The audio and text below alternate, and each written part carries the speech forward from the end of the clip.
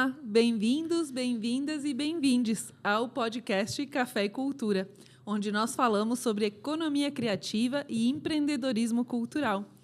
O nosso projeto tem o financiamento do edital Financiarte da Prefeitura Municipal de Caxias do Sul.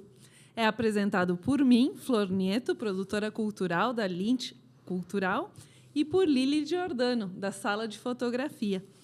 Hoje conosco está o comunicador, jornalista e relações públicas, Alberto Meneguzzi. Bem-vindo, Alberto. Muito bom tê-lo conosco. Fico muito feliz de ter sido convidado, ainda mais de ser entrevistado por duas mulheres empoderadas e empreendedoras. Nós aqui ficamos felizes com a sua presença aqui, contando um pouquinho da sua trajetória, que é bem importante. Sabe que eu fico até nervoso de ser entrevistado. Eu fico nervoso de ser entrevistado, sinceramente. Não precisa, né, Flor? Não precisa. Não precisa. Aqui a gente toma café, conversa, tudo tranquilo. Café é ótimo, ótimo, tudo é ótimo. A gente faz de conta que não está sendo gravado, não está acontecendo nada. É só uma conversa, um É só uma bate-papo. conversa. Já fiquei mais aliviado. Alberto, conta para nós como é que iniciou, né? O que te levou a atuar e a trabalhar, a estudar, né? A área da comunicação. Eu acho que desde quando eu nasci, eu tenho essa vontade de ser comunicador, né? De criança, eu vou tentar resumir, porque eu falo demais, né? Vocês me cortam. O fato de meu pai ser um grande... uma pessoa que escutava muito rádio, né? E aqueles rádios grandes que tu ligava, demorava 15 minutos para esquentar, acender a válvula, saia fumaça até, me fez ouvir muito rádio de pequeno, de criança. Então, o meu sonho, sempre desde criança, foi trabalhar em rádio. Então, na minha infância e parte da minha adolescência, eu construía cenários, né? Então, eu era o apresentador, eu era o cara que respondia, eu criava programas, eu entrevistava pessoas imaginárias, criava times imaginários de futebol, resultados, tabelas, enfim. Então, eu fui criando na minha cabeça tudo isso, né? E pensando sempre o que tem dentro dessa rádio, né? O que Já tem... trabalhava desde criança, então? Eu já trabalhava desde criança. Eu já trabalhava desde criança. E eu ficava imaginando assim, o rádio para mim era uma caixa imaginária, assim. Eu ficava pensando quem é a pessoa que fala ali dentro, o que tem ali dentro, né? E mais tarde eu acabei descobrindo a rádio difusora aqui em Caxias do Sul, que era ali onde tem o edifício do Bar 13, a Rádio Independência. Então, eu gazeava as aulas para conhecer os locutores das rádios, né? E ficava ali na porta da rádio esperando para conhecer eles, né? Isso, para mim, era uma coisa assim, meio mágica. Assim. O rádio era meio mágico, a comunicação era meio mágica.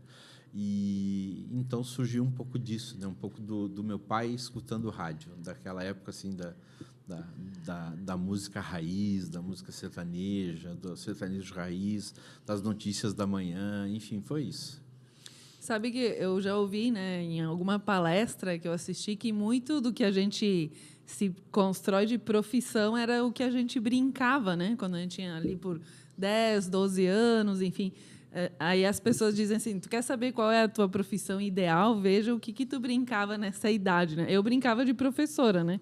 Então, hoje também, né, dou aula, dou curso, brincava de professora e os meus irmãos tinham que fugir de mim, né, para poder... Sim. Porque eles eram os alunos e eles não gostavam, né? E aí fugiam, né? Mas tudo certo. E aí foi natural, então, para ti estudar jornalismo, relações públicas? Como é que foi essa parte? Foi natural, mas foi assim... eu escrevia também bastante, muito. A minha criatividade... a minha cabeça fervilhava em criatividade na minha infância e na minha adolescência. Então, eu era até chato com isso, né? Para escrever livro, eu escrevia novelas, mas alguém tinha que ler as minhas novelas, né?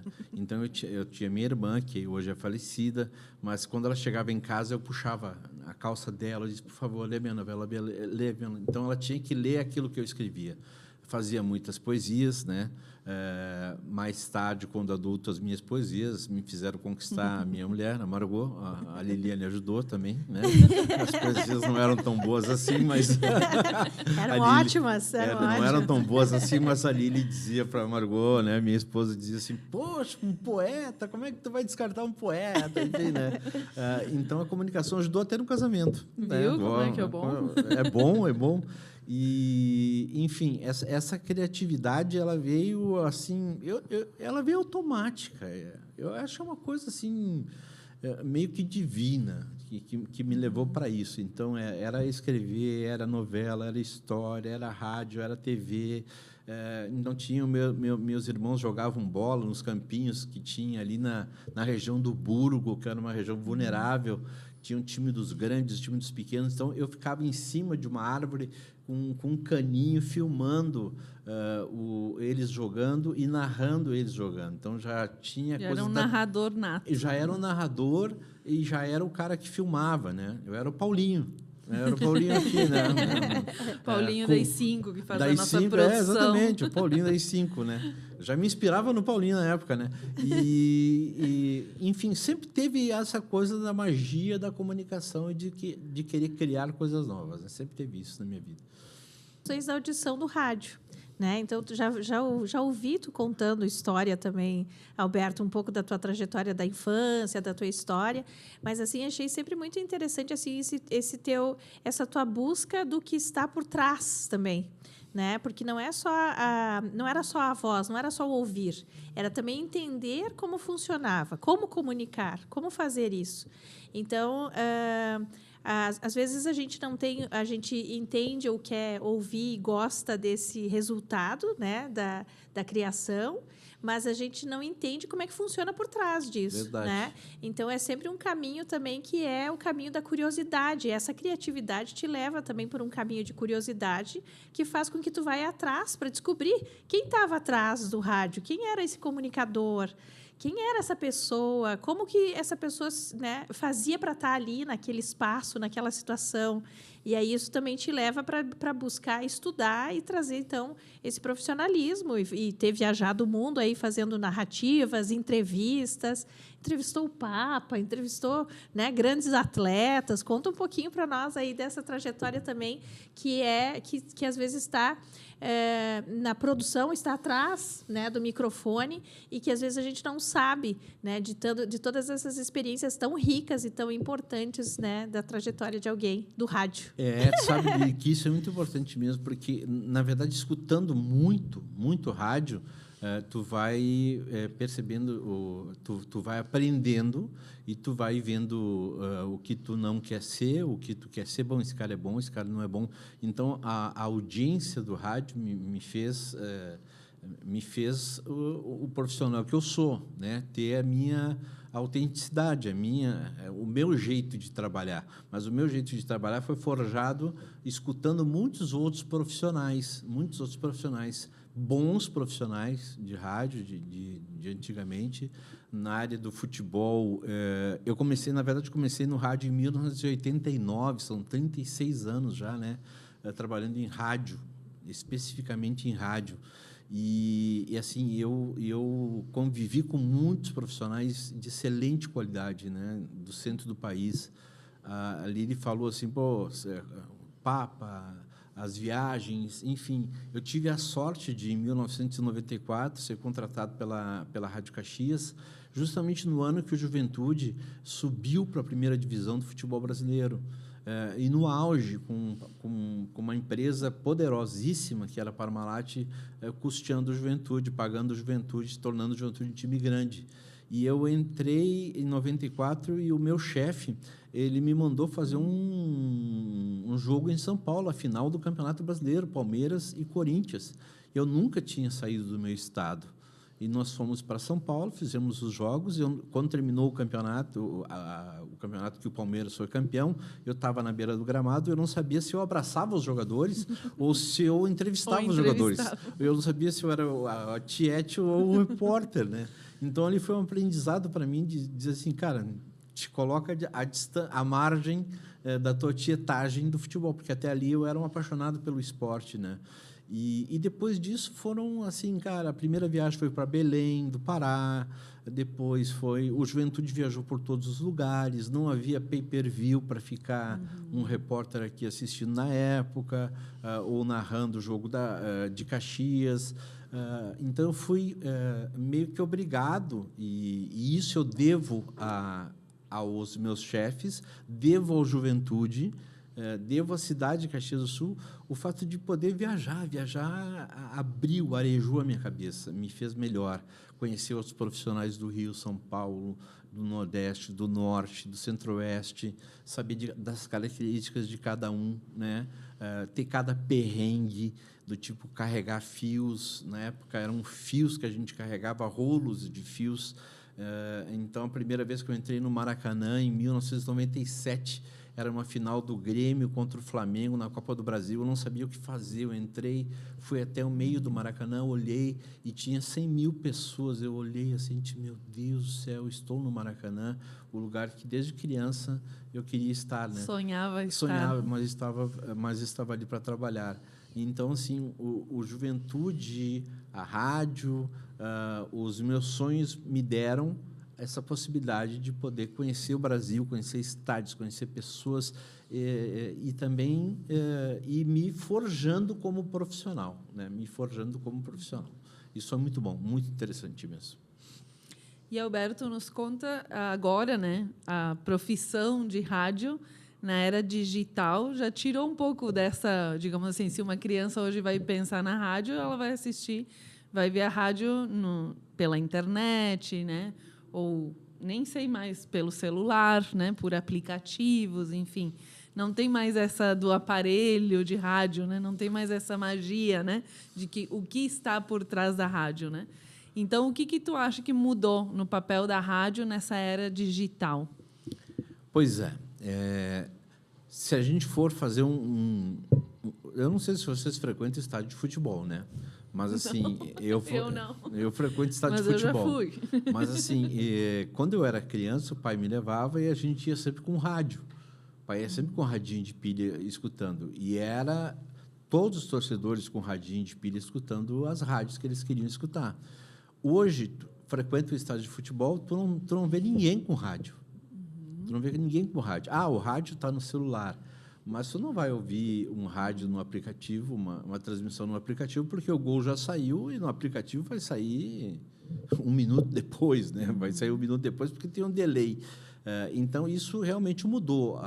Mudou o fato de o torcedor não levar o rádio, mas não mudou o fato de, depois de um jogo, a pessoa sair, entrar no seu carro e ligar o rádio do carro e saber as repercussões daquele jogo, daquela vitória, daquela derrota. Então, o rádio, por um lado, mudou na torcida, por outro lado, não mudou no carro. Mudou digitalmente em alguns aspectos. Nos aparelhos? Nos aparelhos eletrônicos, mas em casa a pessoa vai escutar pelo aparelho, vai escutar pelo aplicativo, vai escutar pelo radinho raiz mesmo. Tem pessoas que ainda escutam pelo radinho raiz, né? Então, o rádio mudou. E ainda tem as empresas devidamente constituídas, as emissoras devidamente constituídas, que têm a concessão, enfim, que trabalham, que elas estão também indo, mantendo o rádio raiz e tentando migrar para o digital. E tem aqueles que se aventuraram, né, repórteres que se aventuraram a fazer de si a própria empresa. Dizer, eu vou para o digital e vou eu narrar e vou eu trazer um colega comentar, não vou poder apresentar a imagem, mas vou ser o meu empreendedor, né?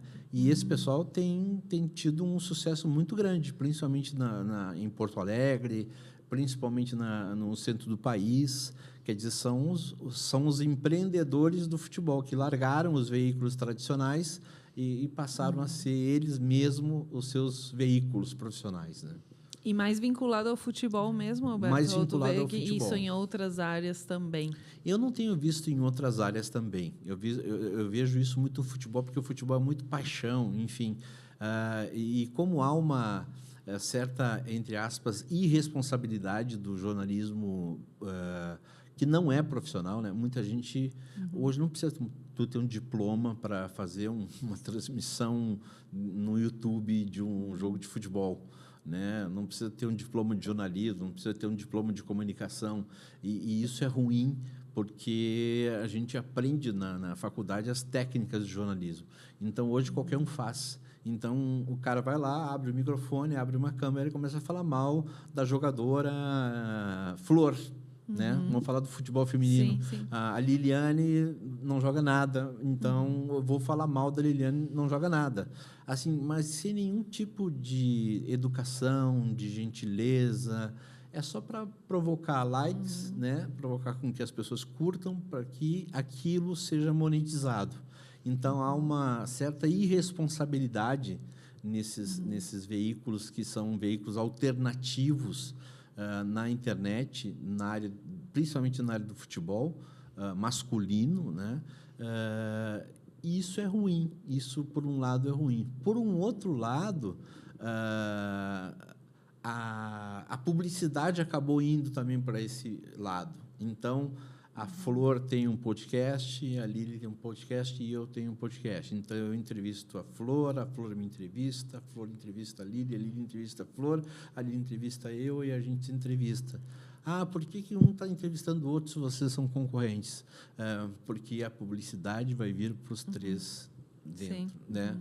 Então, tem gente que empreendeu nessa área no futebol e que está ganhando e que está alcançando mídia quase igual rádios tradicionais em Porto Alegre, principalmente, né? Quase iguais. Então, é um mercado assim que foi para o digital muito interessante mesmo.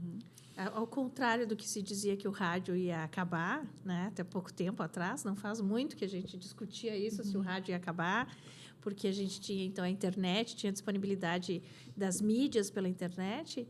Na verdade, o rádio ele ganhou uma expansão muito grande, porque o podcast é uma rádio na internet. É verdade. Né? YouTube passa a ser uma voz também na internet. Então, a gente acaba tendo essa expansão. A audição ficou muito mais atenta agora, né? Porque também a gente tem o deslocamento, às vezes, de um local para outro, as pessoas não têm tempo para ficar assistindo a televisão ou assistindo alguma mídia mais tradicional que traga também a imagem. Então, a audição é super importante, né? A gente vai ter tantas outras possibilidades com isso. E a gente pode citar 2 exemplos recentes, né? A pandemia. O rádio foi essencial para explicar para as pessoas o que elas deveriam fazer. As autoridades se utilizavam do rádio para isso. A TV também, mas do rádio também. Então, aí foi o rádio raiz, foi o rádio, né? Recentemente, as enchentes. Meu Deus do céu, né? Tinha gente que só tinha um radinho para ouvir as orientações que tinham para a estrada A, para a estrada B, está entrando água, não está entrando água. Então, foi o rádio que manteve essas pessoas informadas. Então, o rádio teve uma importância fundamental, infelizmente, em tragédias, né, como a pandemia e essas enchentes aí que mataram muitas pessoas, deixaram muitas pessoas desabrigadas.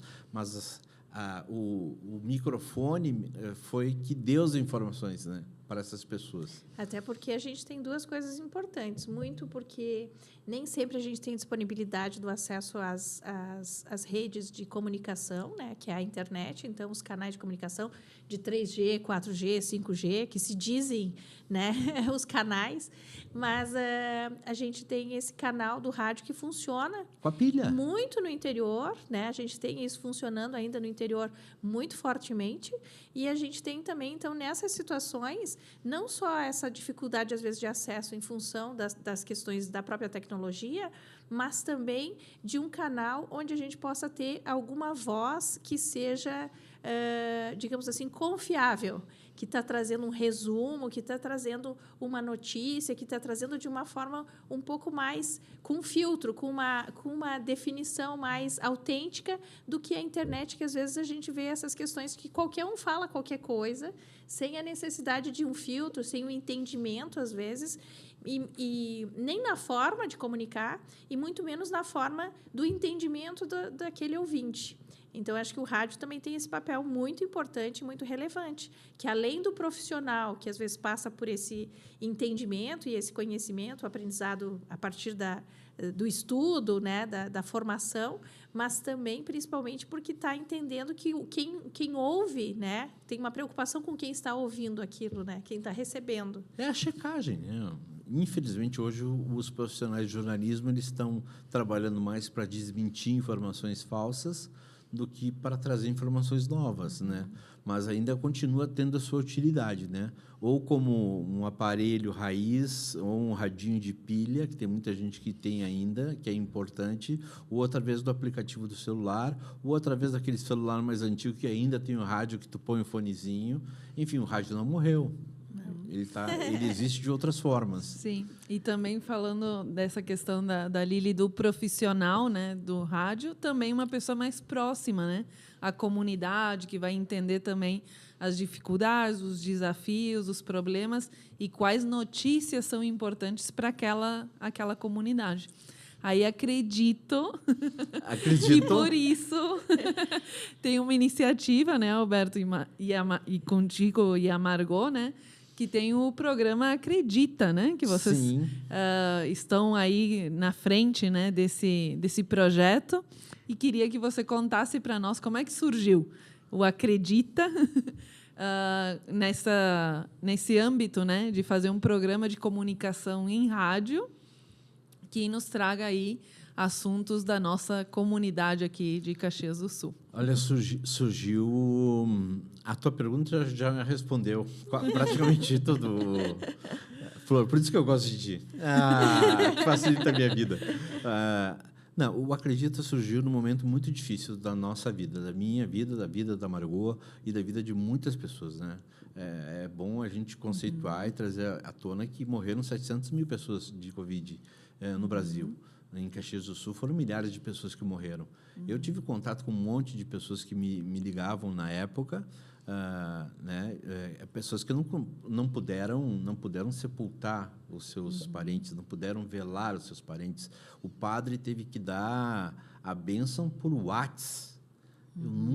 Eu nunca imaginei que isso pudesse acontecer, né? Então, assim, foi um momento muito ruim, que mesmo quem não tenha perdido alguém sentiu essa dor, nós sentimos essa dor. E outra, vocês que trabalham com a cultura, meu Deus do céu, qual era a preocupação de vocês? O que vai ser da cultura? Não tem dinheiro para a cultura, para projetos culturais, a gente não consegue. Os cantores, enfim, as pessoas que trabalhavam nessa área, elas morreram à míngua, elas estavam, né, sem poder o que fazer. Então, a comunicação também, ela passou por um período muito triste. Nós também ficamos muito tristes. E a gente ficou pensando, o que a gente pode fazer para que a gente melhore a nossa saúde mental e com o nosso trabalho, e com toda a formação, e com todo o estudo, com toda a leitura, e com tudo que a nossa vida proporcionou em termos de conhecimento, de comunicação, que a gente possa fazer para que os outros possam se sentir melhor, né? Então, surgiu o Acredita, né? O nome Acredita. E como que a gente vai fazer isso? De que forma? Nós procuramos a Rádio Caxias e havia um horário disponível no domingo pela manhã, onde não tinha nada, só música.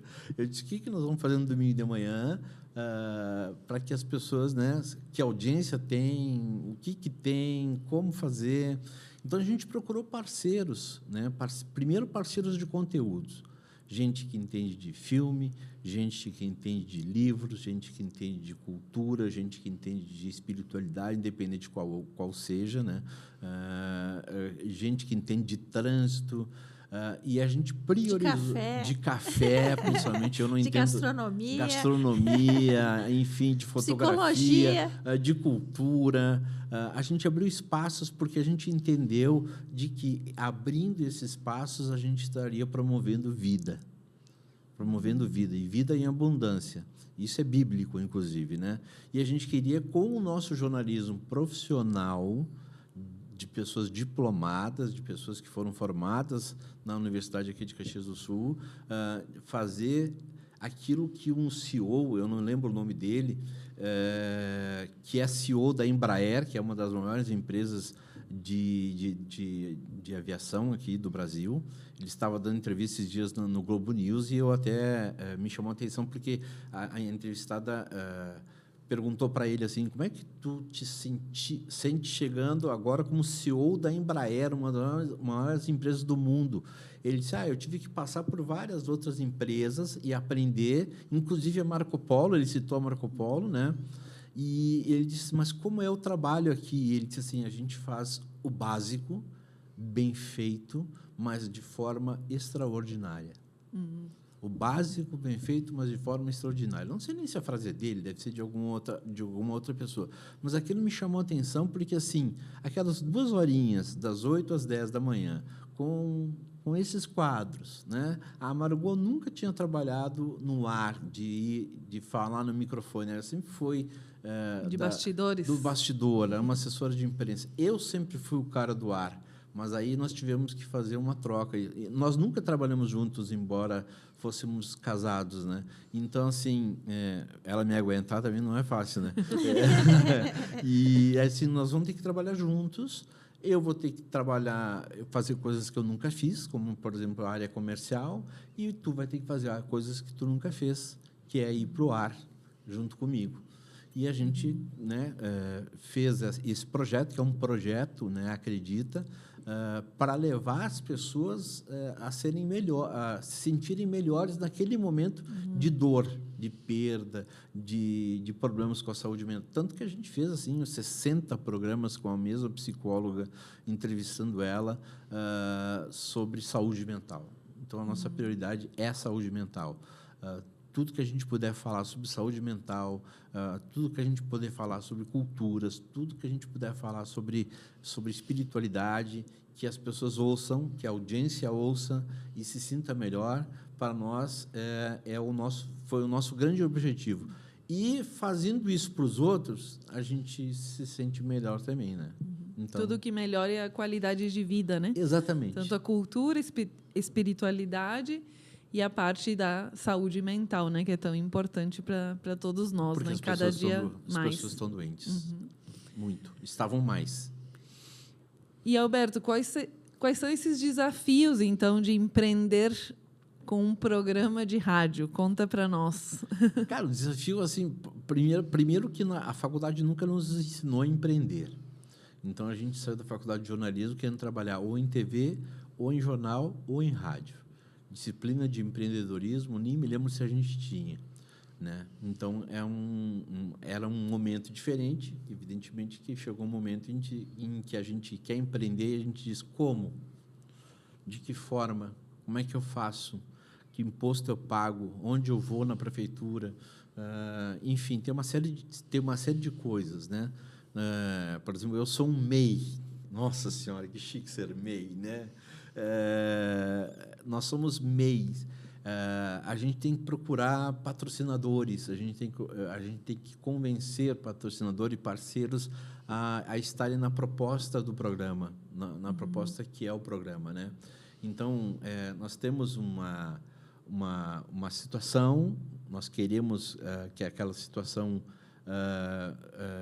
vá adiante, nós precisamos nos reunir, a gente precisa conversar, a gente precisa formatar o nosso planejamento, a gente precisa saber onde a gente quer chegar, a gente precisa ter parceiros, e nós tivemos parceiros importantes na época, e ainda temos parceiros, quer dizer, então tudo isso entrou dentro do empreender. A gente teve que aprender a empreender. E ainda estamos aprendendo a empreender. Nesse processo, né? Nesse processo de comunicação, que eu acho que é um processo mais difícil, porque realizar um programa independente, o projeto Acredita, o rádio é uma ponta de um projeto que a gente pensou.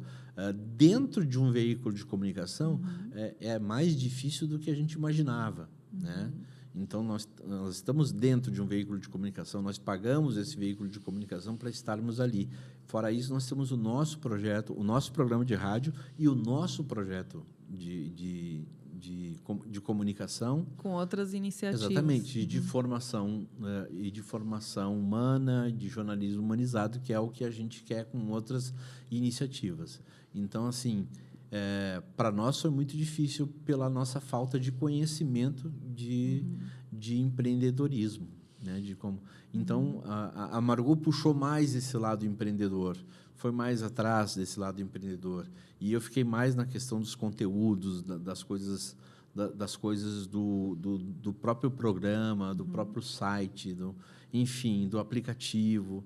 Então, a gente teve que rever tudo na nossa vida, em função de pandemia, em função de não saber fazer as coisas. Né? Sim, são os desafios, né, de quem busca empreender, né, que não tem... Claro que nós temos órgãos, né, que nos apoiam, né, que podem nos dar informações, mas cada negócio é um negócio, né? Então, cada negócio vai ter os seus desafios mais peculiares, mais, digamos, individuais, né? Tem aqueles que são coletivos para todos, né? Como entender que tu tem que ter um contador, que tu tem que ter, né, essa parte mais financeira, né, de qualquer projeto, mas tem outros que são específicos, né, do negócio que você está tendo o foco em fazer, né?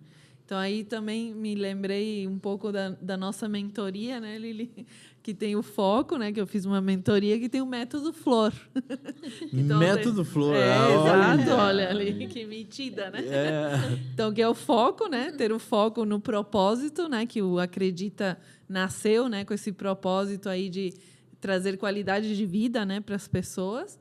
O L, que é de legado, né? De deixar um legado também para as pessoas. O O, que é de organização, que é muito importante, né? Esse planejamento, organizar tanto o conteúdo como o futuro, né? E a parte do R, que é o relacionamento, né? Sem relacionamentos também a gente não chega a lugar nenhum, né? Relacionamento com os parceiros, relacionamento com quem vai ser entrevistado, relacionamento também com essas possibilidades, essas empresas que abrem as portas para vocês poderem manter, né, essa iniciativa do Acredita. Então, acredito que o Acredita é um empreendimento e uma iniciativa, né? Eu acho que sim. Eu acho que sim. A gente aposta muito nisso. A gente entende que eu vou citar de novo o CEO da Embraer, que eu não lembro o nome, mas ele disse exatamente isso, de que ele tá lá, a aeronave dele, ele faz o básico com a aeronave, depois, extraordinariamente, está lá a aeronave pronta. Depois ele vai pensar se ele vai usar inteligência artificial ou se ele vai usar tecnologia, que tecnologia ele vai avançada, mas primeiro, aquilo que tem que ser feito de forma extraordinária. E a gente procura, no nosso programa de rádio, fazer de forma extraordinária aquelas 2 horinhas, não sabendo quem está ouvindo, não sabendo o tamanho da audiência, não sabendo quem é que está no YouTube, não sabendo quem é que está ouvindo a gente pelo aplicativo, pelo site da rádio. Né? Tem gente no mundo, colegas caxienses que estão no mundo e de repente, mandam uma mensagem: estou te ouvindo em Londres, estou te ouvindo no Japão, estou te ouvindo aqui na Itália, estou te ouvindo...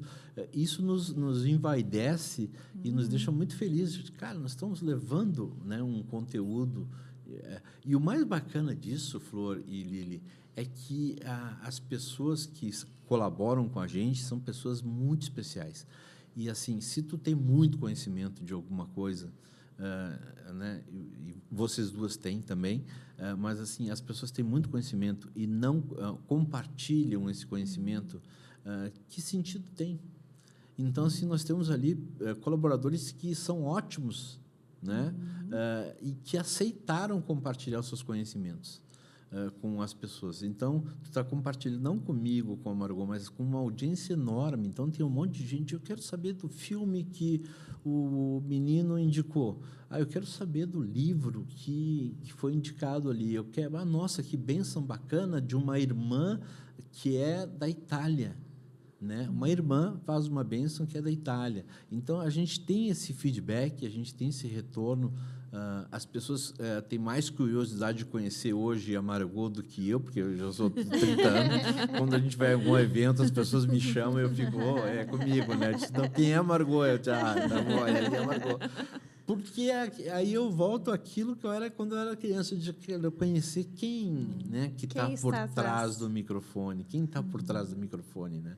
Então, eu acho eu entendo que a gente está no caminho certo, a gente está fazendo as coisas com calma, as coisas não são fáceis para empreender, a gente vai ter reveses, mas assim, a gente tem parceiros, a gente tem organização, enfim, tudo aquilo que tu falou, Flor, é muito importante para que a gente possa chegar no nosso objetivo. Nós não queremos ganhar milhões, mas nós não queremos também ser uns fracassados que empreendem e ficam ali, e agora, o que eu faço? Não, a gente quer ir testando, né? Eu vejo assim, eu vejo nesses eventos de startups, né? Às vezes um cara diz, esse menino aí já está ganhando milhões e fez essas startups, mas quantas vezes ele tentou e não deu certo, né? O próprio técnico Tite da seleção brasileira, que hoje deve ser milionário, né? Ganhava milhões na seleção, mas ele mais perdeu do que ganhou. Em toda a vida dele, ele foi demitido de diversos times, de diversos clubes, né? Mas, assim, em algum momento, ele vai acertar. Então, a gente tem que tentar. Eu acho que empreender é tentar. Se cair, se perder, se não der certo, reavaliar, recomeçar de outro jeito, buscar parceria, ser humilde em ouvir as pessoas que entendem do assunto. A gente, às vezes, tem que dar 4, 5 passos para trás para avançar 6, 7, 8, né? E aí depende muito da humildade, do jeito de cada um. Nós somos muito, assim, humildes em aprender. Nós estamos tentando aprender para fazer as coisas melhores. Importante, né? Principalmente no empreendedorismo na área da economia criativa, né? Tem que ter persistência, né? E saber também valorizar o seu trabalho, né? Porque a gente tem que ser remunerado pelo nosso trabalho, não é voluntariado, né, que nós fazemos. Nós fazemos voluntariado em algumas outras frentes, mas no trabalho temos que ser remunerados. Falaste uma coisa essencial que eu me esqueci de dizer. O nosso programa não é uma ONG. Não é uma ONG. Eu sempre digo, não é ONG. A gente, inclusive, abre espaços para setores, enfim, para entidades assistenciais, a gente abre espaço, assim, mas a gente não é uma ONG, né? Então, isso que tu falou é verdade. A gente pode abrir esses espaços, fazer essas parcerias, mas, de qualquer maneira, a gente precisa ganhar o nosso ganha-pão, né? Exatamente. É o nosso ganha-pão. Mas talvez seja também o diferencial, Alberto, porque talvez com essa necessidade também de fazer com que essa economia criativa ela tenha resultado financeiro também, né? Ela seja uma forma de economia para a sua empresa, para a sua família, né? Para o seu contexto, para o seu projeto. Eu acho que o que vocês fazem de melhor é justamente trazer a formação, o conhecimento, essas letrinhas que a Flor tem do projeto dela, do método dela, né? Do método Flor. Método Flor. Eu vou falar sobre isso, hein? Tá bem. Vou entrevistar a Flor sobre o método Flor. É uma diferença muito grande, porque dentro da minha convivência com vocês, o grande diferencial é ter o relacionamento. Vocês têm relacionamento, vocês têm entendimento sobre aquilo. E não é só trazer o profissional porque o profissional entende sobre determinado assunto, mas é também esse olhar de pensar o quanto que aquele profissional, o quanto que aquele assunto vai reverberar na saúde, na educação, na melhoria, nesse processo que talvez seja o processo em que a gente está pensando, que é a ONG, né? Que não é, que é um processo em que tem esse pensamento que ele vai um pouco mais além do que só uma informação ou só um conteúdo específico. Ele passa a ser um conteúdo e passa a ser uma informação para a coletividade. Então, eu acho que o que vocês agregam e muito é, claro, obviamente, o conhecimento, o entendimento de vocês e as experiências, né, que são mútuas ali. Então, com essa grande referência no rádio, né, com essa trajetória do jornalismo muito grande, as viagens, as experiências, que a gente nem falou aqui, que já vai dar outro programa, é a referência também na jornada da juventude, que tu trabalhou muito e trabalha muito na comunidade, né, com os jovens. Então, trazendo todas essas experiências da catequese, né, dos livros, né, das metodologias, né, da escrita, que aquilo que era lá da infância, que parecia uma coisa que era só uma brincadeira, se torna uma coisa efetiva, né? Que tem um livro muito importante aí, que é um dos poucos livros que se fala da catequese para dos catequistas, né? Exatamente. Então, eu vou ter que chamar outro podcast aí para fazer. Só vou terminar aqui meu pensamento. Mas, então, trazendo todas essas experiências, bem como a Margot, que também tem uma experiência e uma iniciativa de muito tempo, que é um jornal de bairro, que é, né, um projeto comunitário. Está dentro do projeto, foi bom tu lembrar, está dentro do projeto Acredita. Isso, que traz uma leitura de uma comunidade, né? E aí, trazendo essa leitura da comunidade, é um diferencial muito maior do que vocês, às vezes, imaginam e se dão conta, que não é só uma transmissão, que não é só um programa, que não é só um projeto, que ele realmente atinge, que realmente ele tem uma amplitude muito grande. Então, é só parabenizar mesmo por essa trajetória, por esse caminho. E agora tu nos conta um pouquinho desse livro aí dos catequistas, que ele tem histórias lindas, tem uma rede de apoio de catequistas do Brasil inteiro, do Brasil e do mundo. Do Brasil e do mundo aí, que traz muitas iniciativas de também conduzir a juventude, essas iniciativas de projetos e de conteúdo, de informação voltado para replicar, para pensar o jovem também dentro da comunidade, dentro da sociedade. Eu sou catequista já há 30 anos, né? Por incrível, com essa carinha aqui de não catequista, mas eu sou catequista há quase 30 anos, assim. E sempre escrevendo e sendo catequista, eu sempre questionei muito. Eu sempre fui um questionador de tudo, né? Inclusive da própria igreja. Então, eu sempre questionava por que a comunicação da igreja está falha, por que a igreja não funciona, por que as coisas não andam. Os catequistas mesmo reclamavam de que não tinham conteúdo.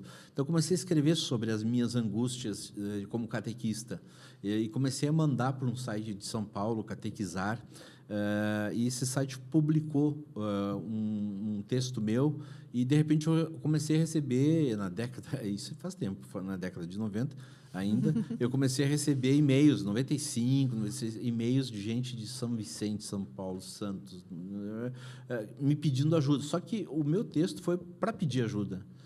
E as pessoas te pediam ajuda. E as pessoas estavam pedindo ajuda, mas eu também estava pedindo ajuda. E daí eu comecei a escrever todas as minhas angústias a respeito da catequese, da igreja e, enfim, da minha vida. Eu comecei a contar coisas minhas, né? E isso foi reverberando, né? Cresceu tanto que, quando eu fiz o curso de Relações Públicas, a professora Jani Heck, saudade dela, ela disse, na reta final, ela disse, não, tu vai fazer o estágio e tu vai escrever um livro. Eu disse, não, eu não consigo fazer os dois. Ela disse, não, tu vai escrever um livro, tu vai botar tu vai compilar todos esses teus textos e tu vai escrever um livro. Eu escrevi e mandei para várias editoras.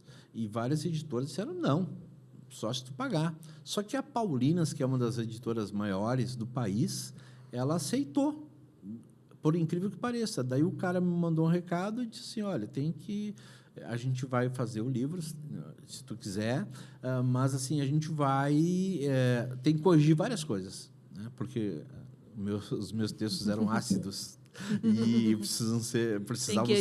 precisavam ser menos ácidos, né? E foi durante um ano a gente foi corrigindo posturas. Eu dei para 5 ou 6 pessoas na finalização ler o livro, questionar o livro, tal. E esse livro foi publicado em 1998, na Feira do Livro aqui em Caxias. Esse livro ele vendeu 13 mil exemplares, o paixão de anunciar esse livro. Ele viajou, ele tem em todo o Brasil, porque a Paulinas é uma editora que tem em todo o Brasil. Nacional.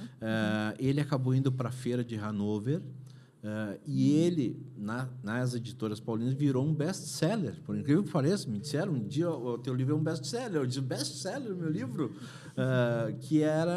E a comunicação que eu tinha com as catequistas do Brasil inteiro era por e-mail. Né? Não tínhamos ainda o WhatsApp, não tínhamos outras ferramentas, nem o Instagram e tal.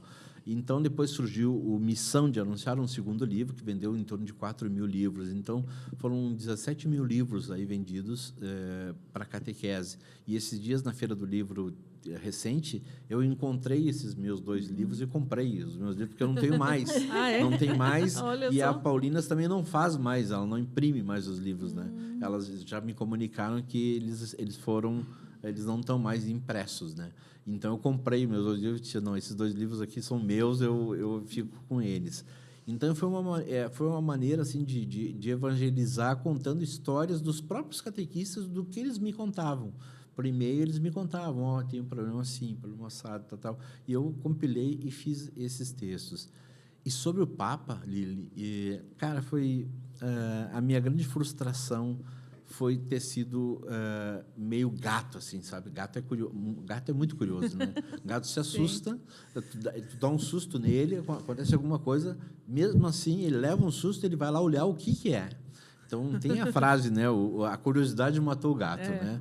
E igual quando fui fazer a Jornada Mundial da Juventude, eu apresentava um programa como um padre, de manhã, em todas as redes de rádio católicas do Brasil. Fazia essa transmissão, era para o Brasil inteiro, inclusive dentro do estúdio da Rádio Catedral, lá do Rio de Janeiro. Né? E alguém disse que o Papa Francisco, em 2013, ele recém tinha assumido, ele viria até a Rádio Catedral, faria uma visita, e nós ficamos na expectativa. E o Papa vinha aí, o Papa vinha aí, o Papa vinha aí, o Papa vinha aí, e todo mundo queria ver o Papa e tal. E aí disseram que ele vinha um dia, todo mundo se preparou, ele não veio. No outro dia, começou a chegar gente lá e disse, o Papa está aí, o Papa está aí. E eu saí do estúdio, ele estava de manhã, e fui ver onde é que o Papa estava, né? O gato, curioso, né? Tal. Nisso vem os seguranças do Papa, um carequinha, assim, chegou para mim e disse, eu não sei nem como é que ele disse em italiano, não entra mais aqui. Eu disse, não, mas eu estou apresentando um programa com o padre. Ele disse, não, fica ali. Então, eu, assim, por ser curioso... Não participou. Eu não entrevistei o Papa Francisco. Quem entrevistou foi só o padre. E o Papa entrou no estúdio, as pessoas bateram foto com ele. Ele deu uma entrevista muito legal, foi muito bacana. Eu poderia ter participado dessa entrevista, ter feito essa entrevista junto, né? Mas não fiz. Mas consegui bater uma foto com ele lá fora, né? Assim, segurando a mão dele. Segurei 3 vezes na mão dele, no Papa Francisco, e chorei feito uma criança, porque foi um momento muito emocionante, assim, que não tem como separar o jornalismo da emoção do momento. Exatamente. Eram milhões de jovens lá no Rio de Janeiro, num evento grandioso, um Papa que recém tinha, né, assumido como Papa. Então, essa entrevista eu não fiz. Eu posso fazer um livro. A entrevista que eu não fiz. O Gato Curioso. O Gato Curioso. Já tem o título, o livro. O título. Alberto, para a gente finalizar a nossa conversa, né? Porque está muito boa, né? Mas nós temos, como é que se diz? Tempo. Um horário, né? O tempo. Você que tem um programa sabe muito bem Quem disso. pergunta, conduz. O que tu diria para alguém que quer ter um programa de rádio? Nossa, que pergunta difícil. Primeiro tem que gostar de rádio, né? Tem que gostar de rádio, tem que amar aquilo que tu quer fazer, né? Porque assim a vida do rádio não está fácil hoje, né? As emissoras de rádio elas têm um nicho em Caxias do Sul. Elas discutem cada vez menos os assuntos de Caxias do Sul. Isso não se debate muito, né? Então, tem os enlatados que vêm de fora, de Porto Alegre, para cá. Então, a gente, Caxias do Sul, não está discutindo Caxias do Sul através da comunicação. Eu incluo rádio, incluo jornal, incluo TV. A gente não tem discutido os assuntos daqui, né? Agora, criar um programa de rádio por criar um programa de rádio, Não sei se vale a pena. Eu acho que tem que ver todo um contexto, né? Tem que fazer uma iniciativa, Isso, mais completa. Mais completa, né? Que envolva o rádio raiz, que envolva o digital, que envolva um podcast, que envolva uma série de coisas, né? E que envolva alguém que conheça, que possa te dar uma orientação primeiro, né? De construção desse projeto aí. Quem sabe Flor, né? Quem sabe Alberto, Lili, uma mentoria, né? É uma mentoria com a Flor. Ou na área de comunicação também. Na área de comunicação posso dar uma mentoria, Isso, né? com Em certeza. outra área a Lili. Mas, de qualquer maneira, assim, às vezes a gente tem sonhos e a gente quer fazer coisas e a gente faz de forma apressada e as coisas não vão funcionar. Então, hoje em dia, eu digo cautela, calma. Procurem quem sabe, procure ouvir, procure, né, saber se dá, se não dá. Caso contrário, as coisas não vão fluir, né? Mas, se tentar e não der certo, não desista, vá adiante. Procure outra coisa. Sim. Né? Buscar o conhecimento, Buscar né? o conhecimento. Que também é o que vocês propõem no programa do Acredita. Acredita, exatamente. Muito bem, chegamos ao final, então, do nosso episódio. Agradeço, Liliane, pelas contribuições, Alberto, por conhecer tua trajetória e todas essas aventuras, né, também, né, da vida de jornalista e relações públicas. E ficamos por aqui hoje e assistam o nosso próximo episódio. Muito obrigada.